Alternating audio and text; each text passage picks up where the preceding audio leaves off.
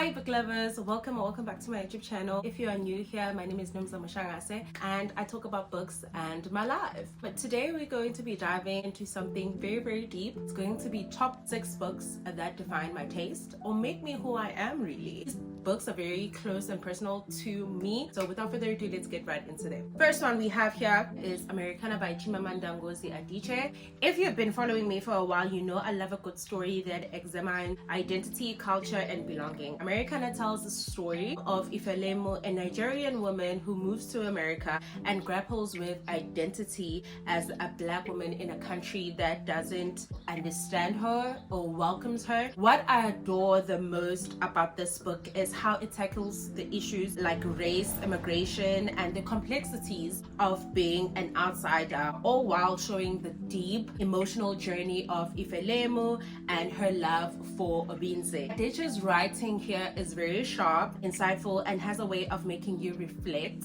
on your own experiences with identity. It's honestly one of those books that has stayed with me for a very long time. I think this was like my quote-unquote my first romance and also my first interaction with Nigeria and the struggles that it faced during those times. And if you've ever felt like you don't quite fit in a place or in a space, this book will very much resonate with you. Loved the type of topics that were talked about, culture and race and being an immigrant, the love and the wrong timing resonated with me in a way that I did not expect. Next we have Normal People by Sally Rooney. This book is a roller coaster of emotions, but in the most subtle and raw way. It follows Cornell and Marion, 2 teenagers from a small Irish town, as they navigate love, friendship, and their complicated relationship towards each other over the years. What I love about Rooney's writing is how she explores the messy, imperfect nature of relationships, whether that be friendships or like romantic relationships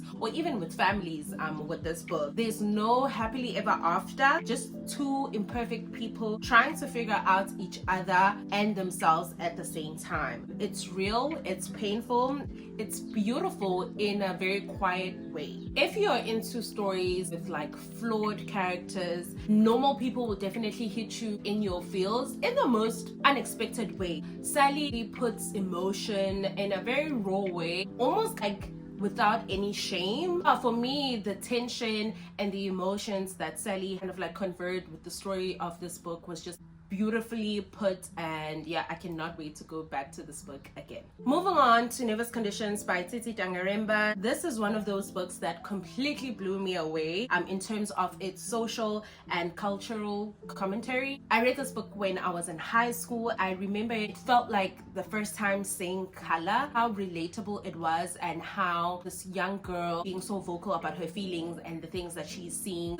This book is set in the post-colonial Zimbabwe, where it follows Tambu, a young girl who breaks free from the restrictions of her patriarchal family or society. This book dives into race, gender, and the complexities of post-colonial life in such a nuanced way. It's challenging, it was thought-provoking. I thought it was a powerful exploration of what it means to grow up as a woman in a world that often like tries to silence you. Like you see that with the many of Tambu's family, with my guru, how easily women can be silenced, and we saw that with her mom. Like it doesn't have to be adults that like go through that. We also saw it with her cousin. I forgot her name, and I remember loving her cousin because I was like, oh my god, she stands up to her father, she's vocal about her feelings, she just doesn't let anyone walk all over her. Yeah, I absolutely love this book. Loved how the story was told from a teenager. It doesn't hurt that the opening line of this book is iconic. I was not sorry when my brother died. How can you not carry on reading? How can you not? It's one of those books that you just know you'll always return to. I cannot also wait to like go back into this book. Next up we have is The Death of Vivek by Akwaeke Emezi. This book is a haunting and lyrical exploration of identity, love, and loss. As you can tell, I have a theme. It follows Vivek, a young man in Nigeria whose death is a central mystery of the novel. Like it literally opens up with the line of, "They burned the markets the day Vivek died." The story weaves in themes of gender, family, and the deeply ingrained cultural expectations that can shape a person's life. What I love about this book is the way Emezi uses their characters to blur the lines between gender and explore the fluidity of identity in such a tender, at times a devastating way. Vivek's story is one that makes me question everything that I know about like identity and culture and relationships, and also made me evaluate what I deem to be safe to me, or who I feel safe around to be truly myself. With Vivek, you truly saw who he was around his friends and around his cousin. Just loved how Akwaeke kind of like tackles the issues of what society shapes us to be and how we can easily succumb to what society expects us to be. It's a beautiful, emotional, and unforgettable book. I want to get back into the story again. Brace yourself for this one, okay? It is A Little Life by Hanya, Yanigahara. This book is heavy. It's like heavy. It follows the lives of 4 college friends, but it's really Jude's story. His traumas, his survival, and the deep pain that he has felt throughout his life that takes center stage of this book. It's a dark, it's a devastating novel that leaves you emotionally drained, also deeply moved. So emotionally, you feel like you know all of these characters because of how Hanya describes them and the things that they do, whether it's their routine or things that they feel towards each other. What Hanya does here, she builds out this world that felt so real, that is so intricate and mundane, so complex, because we see Jude just like struggling to just live. It's hard for him every single day, and you felt that. At the same time, you also feel the people around him, the people that love Jude and want to be there for Jude, for some reason can't seem to reach him, and you see how difficult it is for them to watch him go through life the way that he goes through life. Absolutely drained me emotionally. It's still the saddest book that I've ever read. It's still the most beautiful book I have ever read. I don't recommend this book lightly. It's not for everyone, but for me, it's a book about the human capacity, how much you can actually hold on. It spoke about hope.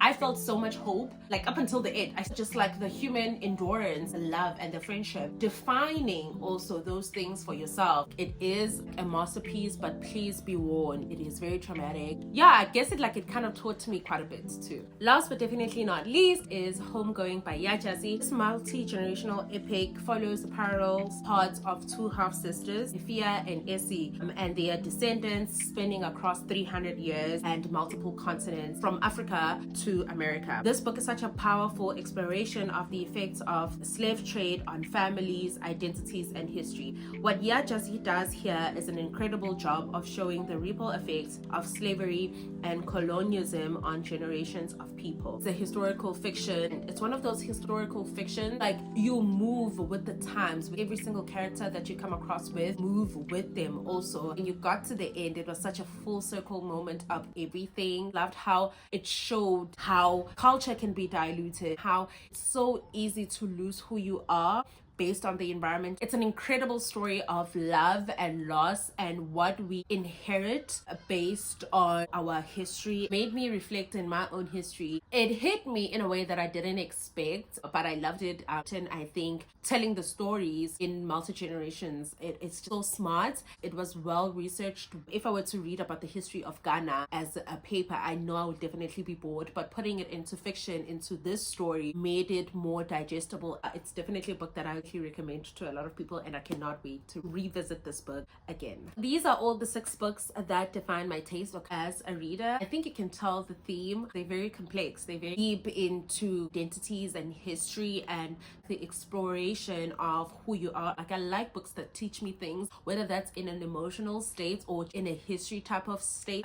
I would love to hear your top books. Do comment them down below. If you have read any of those books that I have talked about, please do comment down below. Let me know what you think. Yeah, that is all for this video. Thank you so much for watching, and I will see you in my next one.